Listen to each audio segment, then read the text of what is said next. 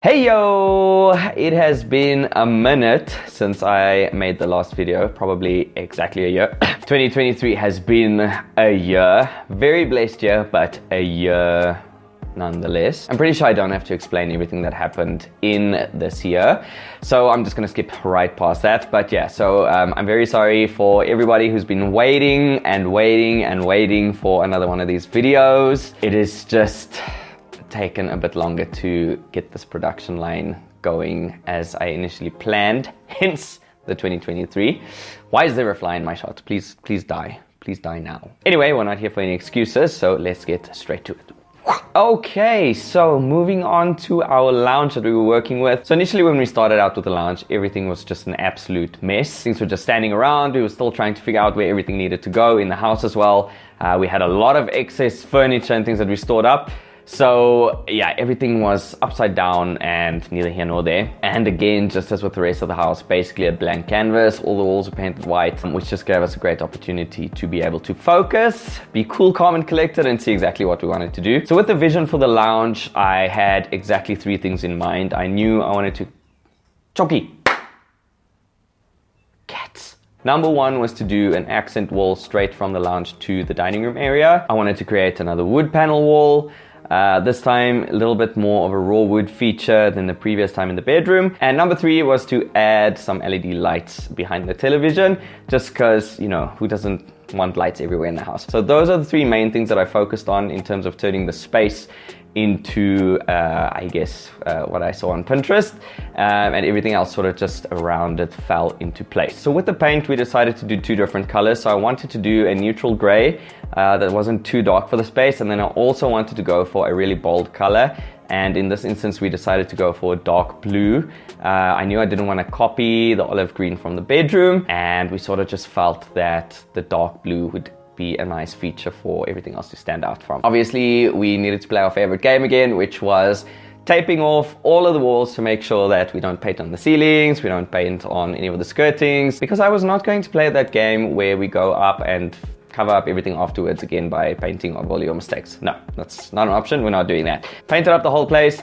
And then decided to paint basically 3/4 of the space in that neutral gray, and then our main accent wall in the back into our dark blue. So the gray initially was quite tricky because the moment you started painting it, it looked really light. And it almost felt like we didn't even paint the space at all. But once it had dried and set, it sort of gave us that just cool calming effect that we wanted with the gray. Then went ahead and painted our accent wall, which actually just came out amazing from the get-go.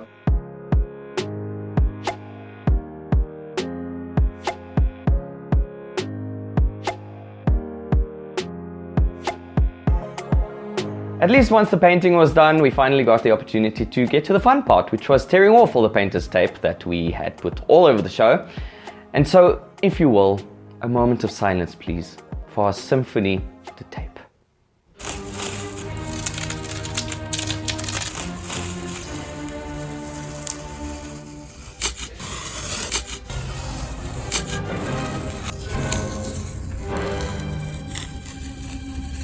So the main feature of the wall is always going to be the TV and the wood paneling surrounding it, just giving it that Pinterest look and feel. So we mounted the TV to the wall using a bracket and then got some of those LED strips that plug straight into your USB port in the TV.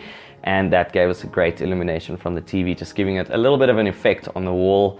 And that's exactly what I wanted. And so once the TV was up and installed, we could do the wood paneling. So once again, drawing inspiration from Pinterest, I knew I wanted to create the wall panels with a little bit of varying lengths, both on the wall and on the roof. So that honestly was just completely winging it. I was just sort of measuring these wooden pieces out on the floor in the bedroom and sort of what looked right to me, copied, pasted to the other side. So once I was happy with the length of the wood, it was time to varnish. Each piece was varnished individually, giving them 2 coats each.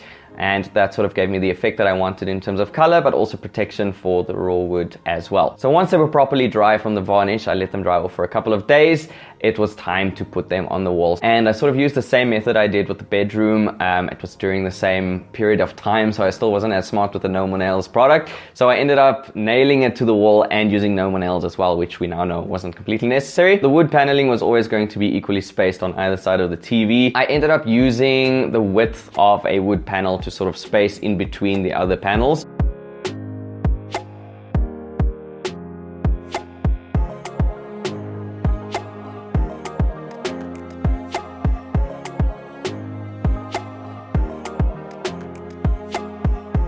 Once the paneling was completed, it was time to put up some lights, just for an extra added effect onto the wall and onto the feature itself.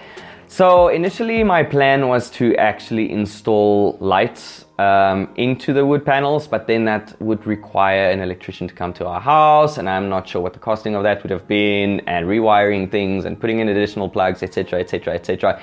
So I actually ended up finding these little lanterns at Mr. Price Home, which was a great find for me. These are battery operated LED lights, and they're actually meant to sit upright on a table or whatever surface you're working on, but I decided I'm going to flip them upside down so that they could hang. Bought some string from Builders, knotted the string around the lamp, hung them onto the wooden wall, and now we had hanging lights, which was a great bonus because these did not require any of that electrical installing, and it's also battery operated. So not only do we have a lighting solution during load shedding, but it was also very cost effective, and it still created the exact effect that I was looking for. So now the trick here was to make little grooves onto the top wood paneling that went onto the ceiling, because I knew that I was going to be gluing these wood panels onto the ceiling, so there wasn't going to be another chance for me to take them down and put the grooves in afterwards. So I had to think ahead of time. I don't always think ahead of time, but this time I made a plan, and it worked out great. So now that the main wall feature was installed, it was time to tackle the rest of the lounge. We had these wooden furniture pieces that were different variants of wood and different variants of wood stains, and we decided to just paint everything white, from the side tables to the coffee table to the wooden rack, just everything painted crisp white. It actually made a very big difference where we weren't sure whether or not we were going to keep those pieces, and it ended up actually blending in perfectly into the lounge. The only piece we didn't decide to paint was the main coffee table, which was the natural wood that it was just varnished in, and that sort of tied into the natural wood look and feel of the wood panels on the walls and on the ceiling. So next up we went down to Sheet Street because our couches have seen life and it has lived a few lives before it got to us. The color and the tone of the couches just didn't properly blend into our new space that we were creating, so we found these amazing throws at Sheet Street at a bargain price, and we ended up just putting the throws on the couches, which tied into the rest of the color scheme of the room. So we essentially just had the blue accent wall, the raw wood, and the crisp white onto all our surfaces, and those three together actually just made the space look completely new and completely transformed from what it was before.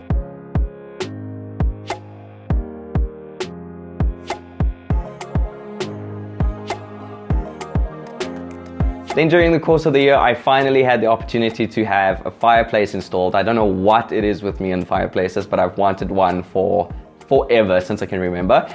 And so finally this year we did it, we installed it, we have our fireplace.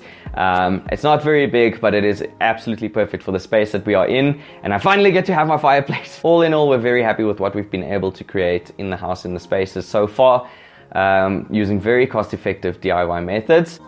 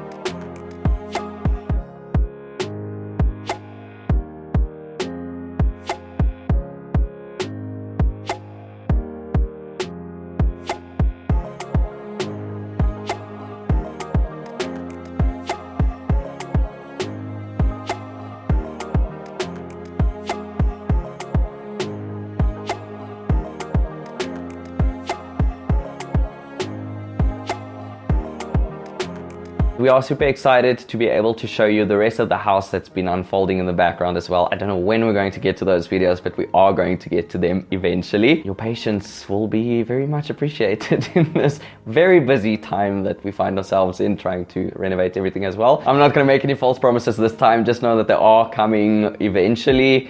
So please just keep on subscribing. Please just keep on supporting. And we will definitely be sharing everything that we've been doing so far with you as soon as we possibly can. Other than that, thank you so much for watching once again.